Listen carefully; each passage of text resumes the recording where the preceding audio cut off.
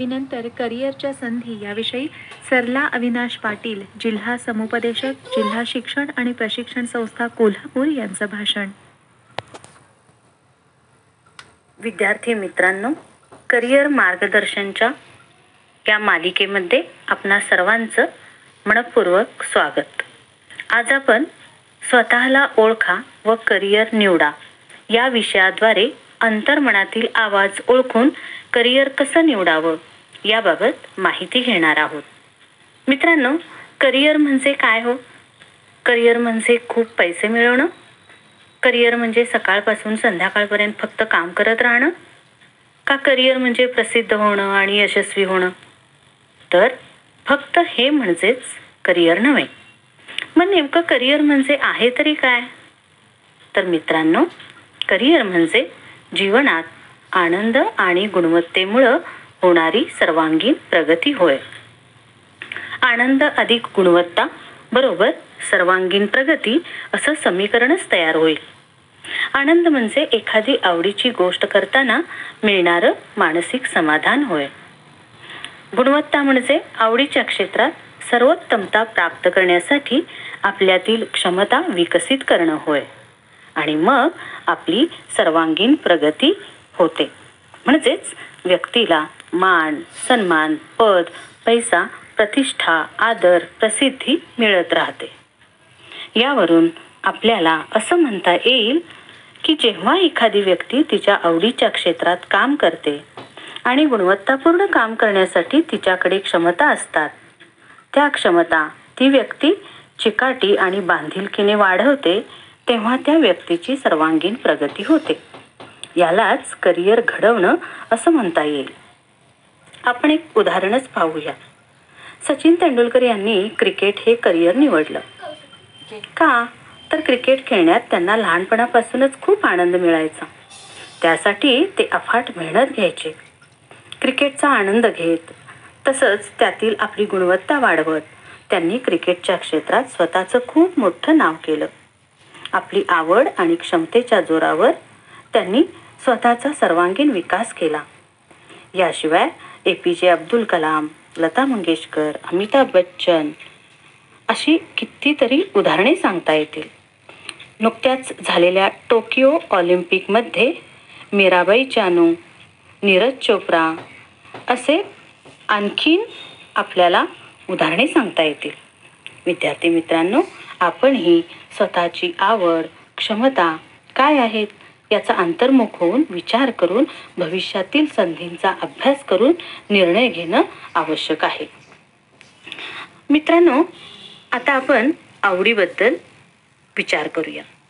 आवड म्हणजे अशी कोणतीही गोष्ट जी तुम्हाला करायला आवडते, मनाला आनंद देते.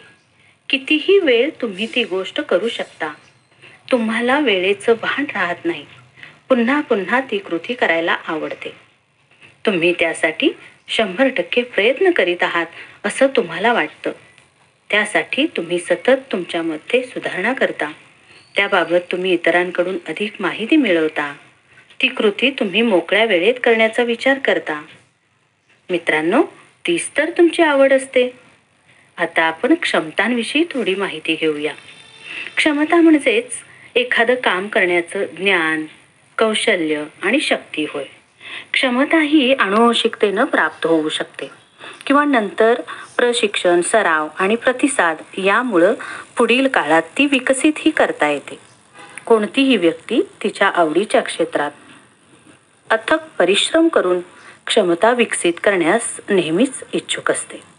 विद्यार्थी मित्रांनो, तुम्हीही तुमच्यामधील क्षमतांचा विचार करूनच योग्य करिअर निवडायला हवं. भविष्यातील संधी म्हणजे नेमकं काय सांगता येईल? तर संधी म्हणजेच समाजाकडून येणारी विशिष्ट मागणी किंवा समाजाची गरज, जी पूर्ण झाल्यानंतर समाज त्यासाठी आपल्याला पैसे देण्यास तयार असतो.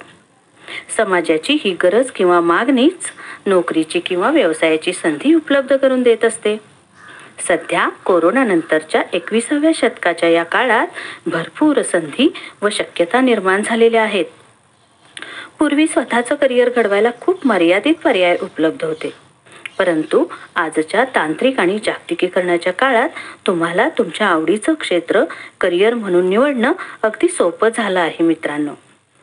आपण स्वतःमधील आवड, क्षमता व भविष्यातील संधी ओळखूनच कला, वाणिज्य, आरोग्य विज्ञान, तंत्रज्ञान, शेती, ललित कला, गणवेशधारी सेवा या क्षेत्रांपैकी कोणत्याही योग्य क्षेत्राची निवड करू शकता. महाराष्ट्र शासनाने त्यासाठी महाराष्ट्र करिअर ॲपची निर्मिती केलेली आहे. त्याची मदत घ्या.